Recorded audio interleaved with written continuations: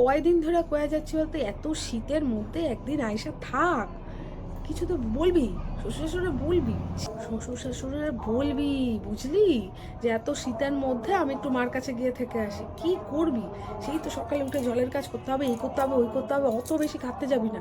বলবি মা বলেছে একটু মার কাছে গিয়ে থাকি, শীতে আমার খুব অসুবিধা হয়, হয়ে গেল। এত শীতের মধ্যে বাবারই বাবা, সেই সকালে উঠে এতজনের রান্না করে, এই করা সেই করা, একদম না, একদম না। বাপের বাড়িতে এসে থাকবি কয়েকদিনের জন্য, বাপের বাড়িতে এসে থাকবি, শীত কমলে তারপরে যাবি, একদম বলে আসবি। মুখ না খুললে না তোমাকে সারা জীবন খাটিয়ে যাবে, বুঝেছো? চলে আসবে একদম, বাক্স ব্যবসা গুছাবি, চলে আসবি, শীত কমবে তারপরে যাবে, আমি বলবো জামাইয়ের সাথে কথা, বুঝেছিস? তুমি শীতের মধ্যেই যাবা বৌমা, হ্যাঁ, শীতের মধ্যেই তোমার বাপের বাড়ি যাইতে লাগবো। শ্বশুর শাশুড়ি আছে, স্বামী আছে, সব রান্না আমি করুম নাকি?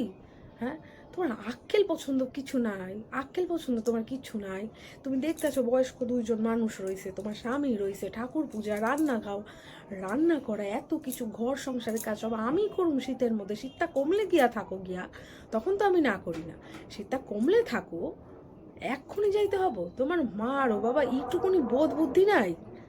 হ্যাঁ, তোমাদের এইটুকুনি বোধ বুদ্ধি নাই, এই শীতের মধ্যে গিয়েই থাকতে হইব?